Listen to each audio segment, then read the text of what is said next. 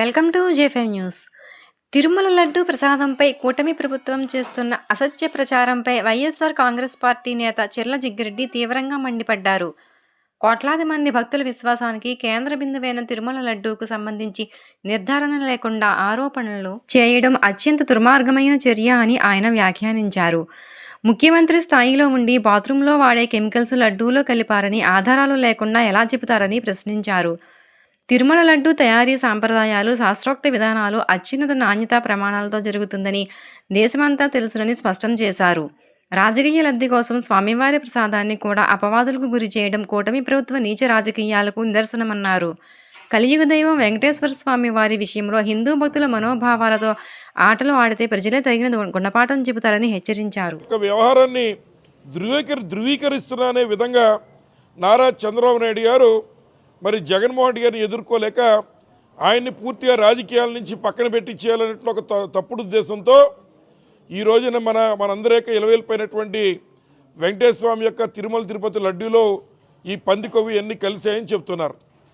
మరి దానిని వ్యతిరేకించి ఏదైతే వైఎస్ఆర్ కాంగ్రెస్ పార్టీ నుంచి వైవి సుబ్బారెడ్డి గారు అత్యున్నతమైన న్యాయస్థానం అయినటువంటి సుప్రీంకోర్టుని ఈ వ్యవహారంలో కలగజేసుకుని హిందూ మనోభావాల్ని కాపాడే కార్యక్రమం చేయండి, ఈ రకంగా రాష్ట్ర ముఖ్యమంత్రే మతిపోయి ఈ రకమైనటువంటి తప్పుడు కార్యక్రమాలు చేస్తున్నారనే విధంగా ఆయన చెబితే మరి సుప్రీంకోర్టు కలగజేసుకుని ఒక సిట్ని ఏర్పాటు చేయడం జరిగింది.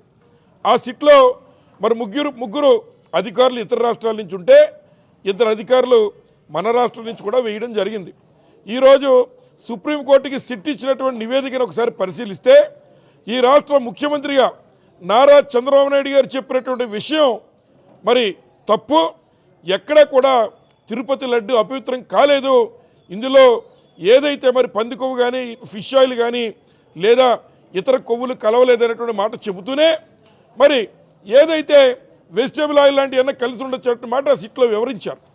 మరి ఈ రోజున నారా చంద్రబాబు నాయుడు గారు ముఖ్యంగా ప్రజలందరూ చీకుడుతున్న తరుణంలో ముఖ్యంగా హైందవ సమాజం అంతా కూడా నారా చంద్రబాబు నాయుడు గారు చేసినటువంటి తప్పుని మరి ఏలెత్తి చూపుతున్న తరుణంలో దాని నుంచి తప్పించుకోవడానికి ఈ రాష్ట్ర ప్రభుత్వం మరిన్ని తప్పులు చేస్తుందని నేను మనవి చేస్తున్నా.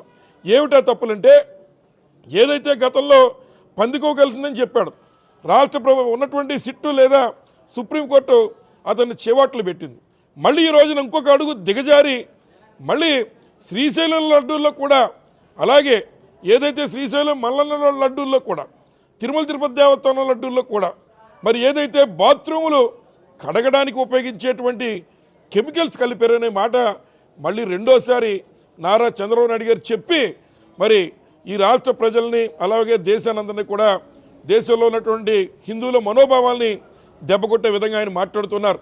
మేము మనవి చేస్తూ ఉన్నాం, ఏదైతే ఈ ముఖ్యమంత్రిగా ఉండి తగిన సమాచారం తీసుకోకుండా కేవలం రాజకీయాల కోసమే వెంకటేశ్వర స్వామితో యుద్ధం చేస్తూ జగన్మోహన్ రెడ్డి గారిని మట్టుపెట్టడం కోసం వెంకటేశ్వర స్వామి లడ్డు మీద ఈ తెలుగుదేశం పార్టీ తప్పుడు ప్రచారం చేస్తున్నారు. ఇది సాక్షాత్ వెంకటేశ్వర స్వామి మీద ఈ ప్రభుత్వం చేస్తున్న యుద్ధంగా మేమందరం అభివర్ణిస్తూ ఉన్నాం.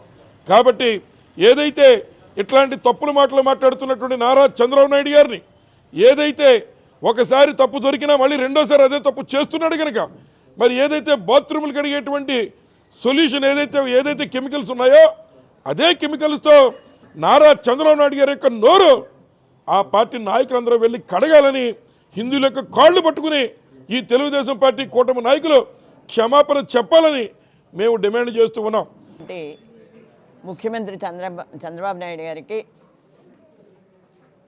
అత్యున్నత న్యాయస్థానం సుప్రీంకోర్టు అన్నా కూడా లెక్కలేదు అనేటటువంటిది మనకి ఈ మధ్యకాలంలో జరిగిన పరిణామాల వలన రూఢి అవుతుంది. సిట్ ఇచ్చినటువంటి నివేదిక ఎక్కడ కల్తీ జరగలేదు, పంది కొవ్వు లేదా జంతువుల కొవ్వు ఎక్కడ కలవలేదు అని చెప్పడం జరిగింది. అంతేకాకుండా వారు వేసినటువంటి ఛార్జ్షీట్లో కూడా ఎక్కడ కరుణాకర్ రెడ్డి గారి పేరు కానీ వైవి సుబ్బారెడ్డి గారి పేరు కానీ ఎక్కడ ప్రస్తావింపబడలేదు. అయినప్పటికీ కూడా ఏదో మసిపూసి మారేడుకాయ చేయాలనేటటువంటి ఆలోచనతో తెలుగుదేశం ప్రభుత్వం వారు ఉన్నారు అనేది మన అందరికీ తేటతెల్లం అవుతుంది. ప్రశ్నించే గొంతుకు ఏదైతే ఉందో వాళ్ళని ఏదో రకంగా ఆ గొంతు నొక్కేయాలి, వాళ్ళని బయటికి రానివ్వకూడదు అని అంబేద్కర్ గారి రాజ్యాంగాన్ని కూడా అప్రతిష్ట పాలు చేస్తూ వీళ్ళు రెడ్ బుక్ రాజ్యాంగం పేరిట రక్తపాతాన్ని సృష్టిస్తున్నారు, గొడవలు సృష్టిస్తున్నారు, ఎవరు మాట్లాడితే వాళ్ళని జైల్లో నిర్బంధిస్తున్నారు. ఇది ఒక రకమైనటువంటి చెప్పాలి అంటే కంస పరిపాలన కింద జరిగింది. 100 తప్పుల తర్వాత ఏ రకంగా శిక్ష పడ్డాడో ఆ రోజున ఆ రాక్షసులు అదే రకంగా